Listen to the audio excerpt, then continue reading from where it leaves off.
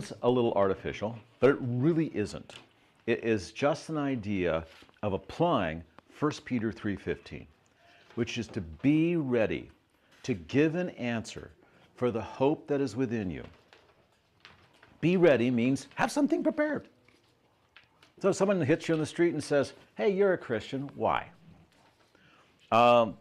You could give a number of artificial and religious answers, like it's the right thing to do, or, there's the Bible, whatever. But really, the most effective testimony is one that comes from your own life. And you should have that ready. You really should. And so that's the goal of this morning, is just to finish that out, put that on the topper, and have something ready to tell people when they ask you for the hope that is within you. 1 Peter 3:15.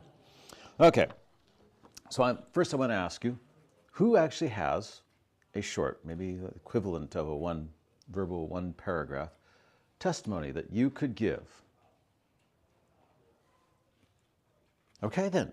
I have a whole That's a start. not a Okay. Who has any sort of testimony at all? I mean, if someone asked you right now, you could say, hey, this is how I came to Christ. Yes. Excellent. So there's two, and the rest of you, wow, you're going to have a victorious next 30 minutes. Okay, this is awesome. It could be a life changer. So, for me, in high school, I was raised in Camp Good News, and with other things, so I knew the basic Bible stories. But for me, as an up through junior higher, it was something that you didn't really take personally. In fact, it would be a little weird to take religion personally. It'd be like taking fairy tales personally. And so it just wasn't done. That was the way my family lived. We lived with good morals. And I was sent to Good News Club as a part of learning good morals, being a good person. That's really the effect of, and it really is a philosophy that my mom holds to this day. And that is that to be a good person. That's the goal in life. And this helps you to be a good person. And so that was as far as it went. But being a teenager, you start to compare yourself to peers and realize you're not really a good person. In fact, you're not much of a person at all compared to your peers. And so I felt like a loser, more of a relative loser. All the measures of success in the teenage world I didn't have. Wasn't cool, didn't have any friends, literally no friends. And no enemies either, because as a cipher, you just don't have much of either one. So there I was, eating lunch in the big high school quad one day, and there was a group of Christian students out there on the lawn and singing. They had a couple of guitars, they were enjoying themselves.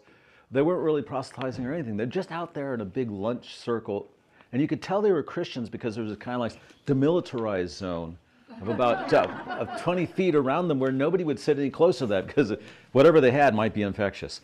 Okay, so it was a measure. I to this day, I know how little self-esteem I had that I didn't feel any compulsion about not approaching him.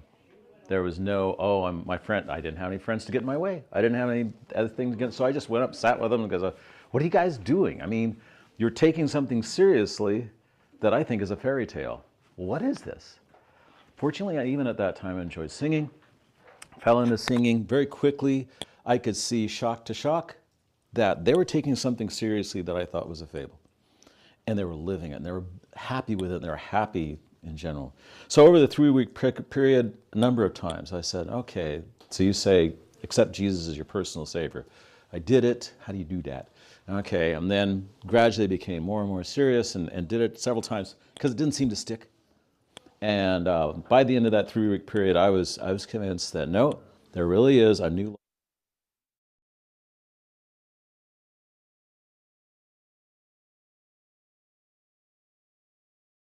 that sophomore year, I went from being suicidal because, what have you got to live with? I think the only reason I didn't take my life is that would require some measure of initiative, and I didn't have much.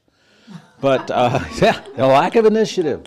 But Christ gave me that. Christ gave me that confidence to live a new life, to see joy, to be supported by other high school students who are living it in front of me. I thought, this is amazing. This is amazing. No longer have to worry about myself. Christ has got that in his hands. And I just went on to enjoy their company for another couple of years. And so that would be my testimony. Now, that was a little rambling, but could shorten it up if somebody said, "Hey, why do you why do you actually believe there's a personal Jesus?" And I'd say, because I found it true in my life. When I was in high school, I didn't have anything to live with. And I saw Christ lived out in other high school students. I took it on for myself, and it became real for me. And it's not just if you imagine fairy fables hard enough, they just kind of become real. No, I've never to this day met somebody that has made dragons or elves real by believing them. So it's not the same thing. There really is a Jesus. He really did rise from the dead. It's a real deal.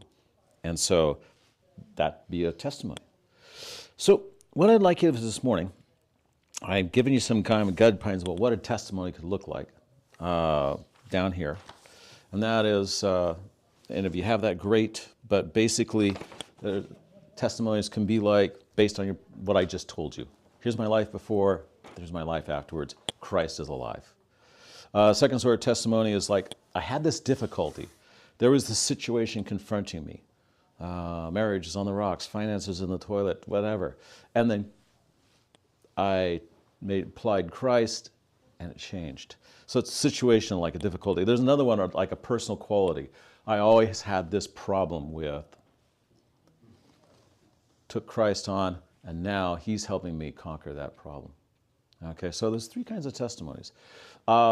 If what I'd like you to do right now is to write something out. I know it sounds a little artificial to write it out, but it's part of your brain that condenses things and makes things more effective as you write them out. So please, take right now, I've got some pens, I've got some paper, write out a few thoughts on your testimony. And if you have a longer testimony like Bev, see if you can shorten it up a bit. Three to four sentences. Somebody asks you, give an accounting for the hope that's in you. Can you shorten it up? Okay, go ahead and go to it.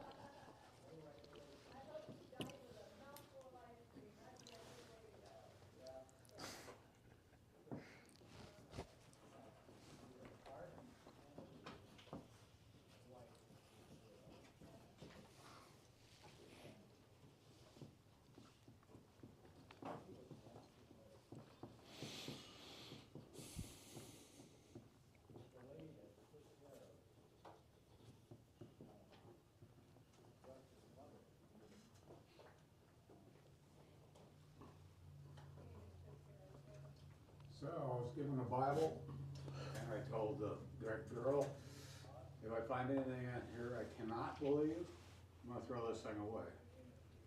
I didn't find anything I couldn't believe. Interesting. And how old were you when that happened? 35. Interesting. Kathy? This really hit me hard. When my daughter Michelle killed herself in 2018, I was broken hearted. I talked with Pastor Bill and I turned to God because God was the only one who could help me through the pain I felt. Jesus was there for me. I know that sometimes when tragic things happen in people's life, they either turn to God or they turn away from God. But I didn't know what else to do. I had to turn to God for help because I was like a mess. First 6 months are the hardest. Oh, yes. And as time passed, I still go to these suicide survivors groups, which really help. But there's Zoom groups. But I always believed that I had to turn to God because I didn't know how to absorb the pain. It was very difficult. Crisis, exactly. Crisis absorbs the pain. It's a real deal. Yeah, real savior.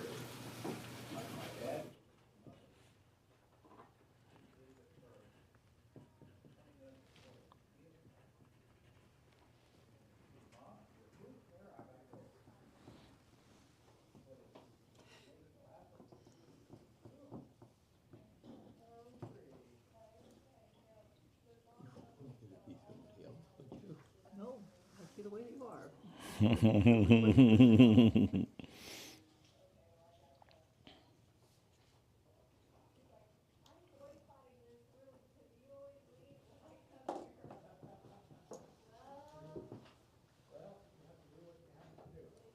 more on a person. Right. Okay. Oh, Gus. Go. Next. Okay. When circumstances in my life brought hurtful challenges. He just brought me home. He took my soul away. Amen. Amen. No, that's close to you. That's right. I mean, that's why people have trouble giving a testimony sometimes, because, man, it's just right there next to your heart. And it's tough to talk about that thing. Repetition is important. Practicing yourself, others. So it comes out, yes, so it can come out, because sometimes it's like right there, it's just easier to say, too personal, I can't talk about it. But 1 Peter 3:15 says, be ready to give an answer for the hope that is within you. And sometimes, when I've done this with other groups in the past, they get to that point, they start to write their testimony, and they realize, I don't really have a hope that's within me. It's not really a person. It's just kind of this nebulous, fuzzy stuff. I'm not really sure. The favorite slogan in chemistry classes was, well, I know it, but I just can't say it. If you can't say it, you don't know it. Period. I tell them that then, I'll tell you that now. If you can't say it, you don't know it. There's something miraculous. God created your brain, and that is, there's an actual, it's called speech articulation center, and it coalesces the thoughts you have into speech. It's speech processing. But the nice thing is that your brain, you actually listen to yourself talk. And when you say something, your brain kind of monitors and goes, is that true? I mean, how many of you have had the experience of monitoring your own speech? Like, as you say something, you go, is that really true? Does that really work out? Is that effective? I know I do. It's kind of, they sometimes have the vision of, angels and demons sitting on your shoulder, but those are brain functions that you have the ability to judge what you say even as you say it. How big is your demon? Huh? I have no problem. Okay. So, yeah. In this case, practice, say it, tell others. And that's what we're doing right now, giving you the ability to coalesce this for your own sake. In those times of doubt, you go, why do I believe this stuff? Maybe all religions are the same. And of course, there is a point upon which that's true, correct? No. And maybe but then I would have to say, but Christianity's not a religion. It's not hey, let's concoct. Paul at one point says, I didn't concoct this. I didn't create this. I didn't make this up. This was Paul. For Paul, it was Christ speaking to him person to person. Bam. He didn't make it up. It happened. And for me, it wasn't an audible voice. Instead, though, over a 3-week period, it was Christ in my heart saying, I am real. Look at your friends' faces. I am real, I'm real, I'm real. And so on that level, sure, maybe all religions have a whole lot in common. But for me, this is a relationship. You, God. Religions make things real. I ain't making this real. This is like, there really is a God out there. There really is a parallel world where God, immortality, eternity, no time. There's just amazing stuff. And then he created us with the capacity to get to know him. But people, Romans talks about the witness of creation, but people need a little extra nudge. They need to hear from you guys that Christianity is real and that it works. And that's something beyond religion. So when people say I'm religious, I go, No, gosh, I hope not. Instead, because that can function as a roadblock, instead, it's like, I found Jesus is a real person. Like, I'm here, and he's in this room.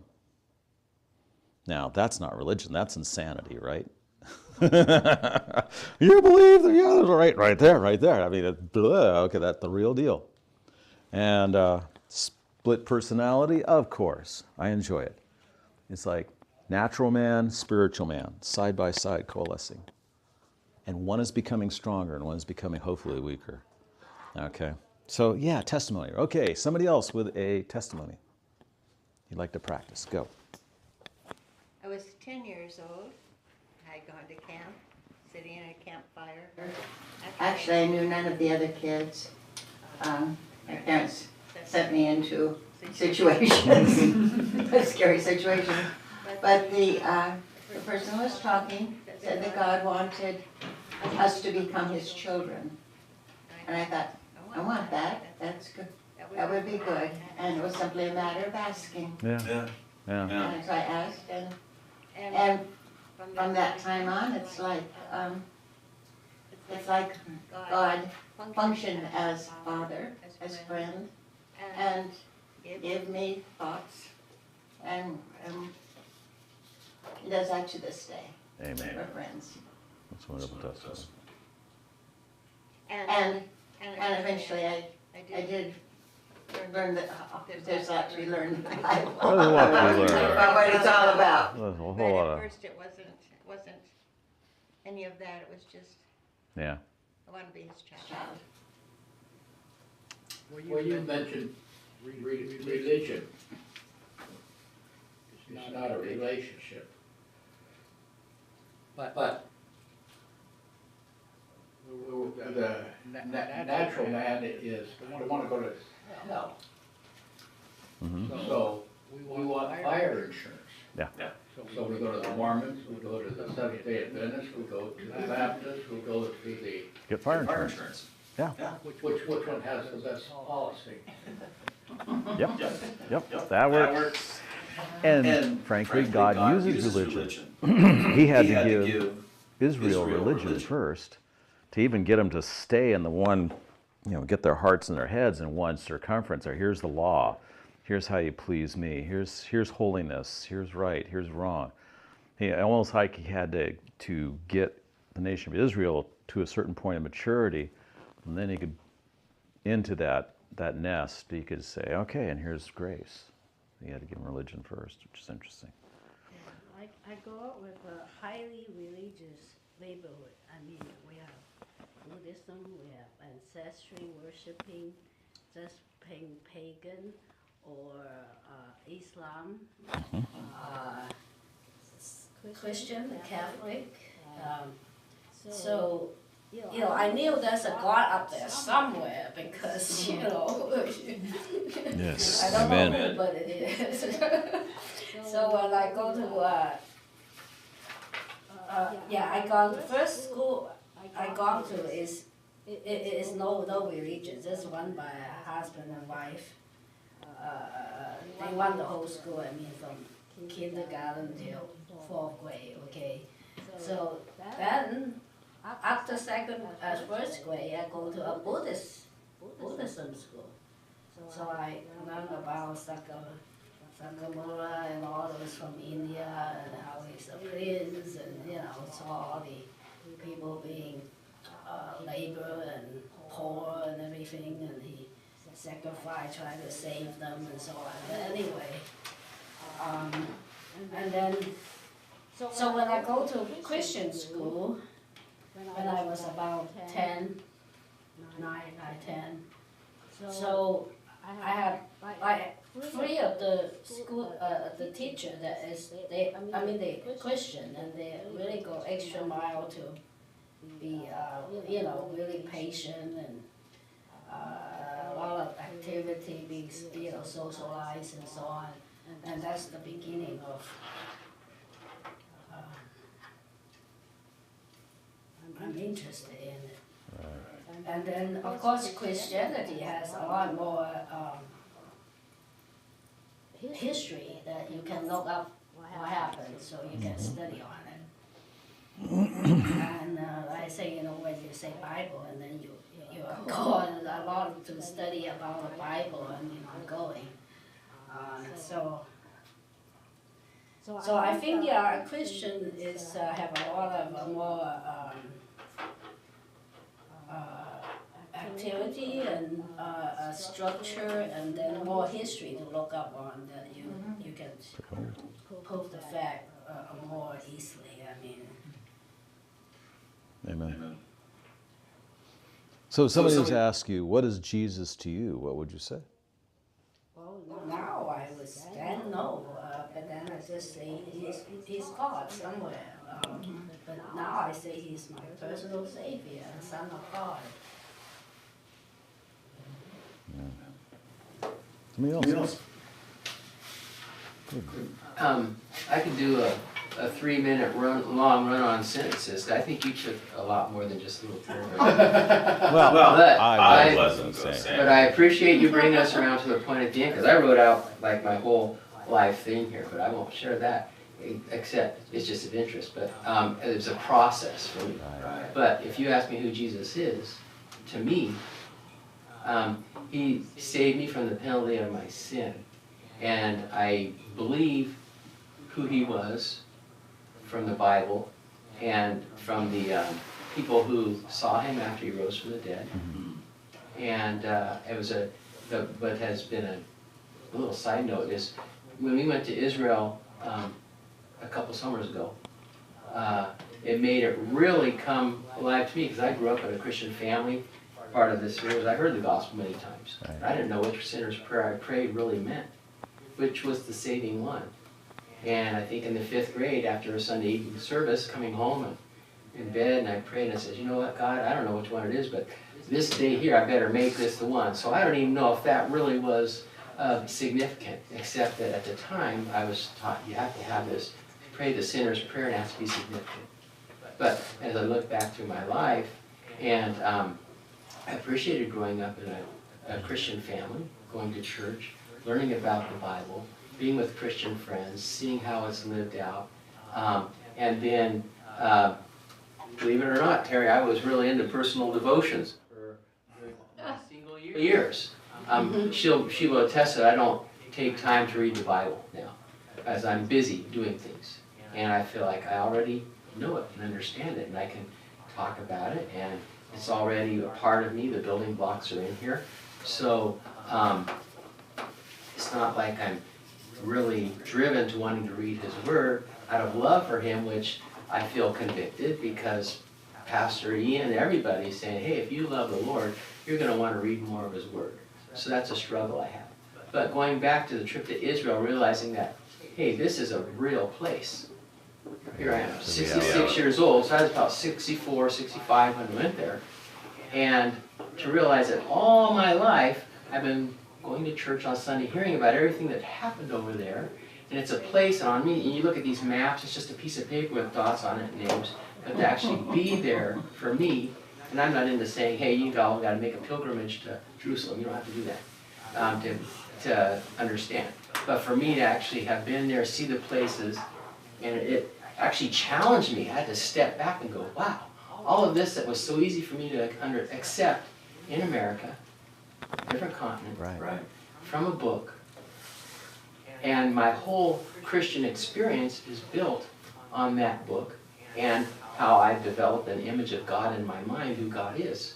Because I think everybody can have a different view. It's not maybe everyone, I don't believe everyone has the exact same view of who God is. It's a bunch of pixels based on what your experience is. You've read this and that I think puts a picture of God out there. But it really challenged me to think, wow, this really did happen, versus reading in a book and accepting it. Right. And I know in the Bible too, it says, hey, blessed are those who don't have to see, but can believe. But here, for myself, I don't know if it's just for me, but it really shook me up. And realized, hey, was my salvation authentic enough? Kind of like going back to when I was a kid. Was my salvation authentic enough that when I die, I won't be experiencing eternal separation from God. Right. And back then it was fire insurance, and now it comes back to, wow, I have people dying around me. And boy, Deanna Montgomery, that was the closest woman to me that has died, that person that has shared. She was facing death. Mm-hmm. And I wondered, and I was really curious, how do you see that? And seeing her and the courage she had to face what she was going through. And then I think of my dad, when he passed, his courage. Right. That's what I want to have, and I felt, and you know, if we were in a motorcycle accident, I could have been taken just like that. There's no moment to pray a sinner's prayer the 6th or 7th time to have that assurance. So you gotta, I'm just saying, you gotta really know and rest your whole life on this. It's like jumping off and having a bungee jump. You're trusting that bungee cord, Right. even though you're falling, but you are trusting it that you're not going to hit the ground. That's a great. That is a personal testimony. Here's what's happening in my life. Here's what Christ means to me. Somebody else. Go ahead. I know. Yeah, you don't have to, but it'll make it smoother for you if you do. And if you don't, you don't. So. They're not giving extra work. They don't do it. Oh yes. No, I wasn't going to say anything, but. Very much. Okay. Well, for me, it's pretty intellectual. Kind of, you know, Mary kind of touched on it, and Gordon kind of touched on it, but it's. I looked at the evidence in the Bible and read outside material that compared, you know, what the Bible's talking about, and you know, archaeological findings, and you know, everything points that the Bible is what it claims to be. It's true. And if it's true, then Christ is true, and his message is true. And if that's the case, then I better believe it. He wasn't raised in a Christian home. No, my mom was raised Catholic, but didn't really practice. And my dad, he was, I guess I'd consider him an atheist, maybe to all his life. I did witness them. My mom said she had accepted Christ many times. My dad never expressed anything like that. That's pretty cool. Yeah, I was about 25, 26, I guess, somewhere in there. Accepted Christ when you prayed with me. Yeah.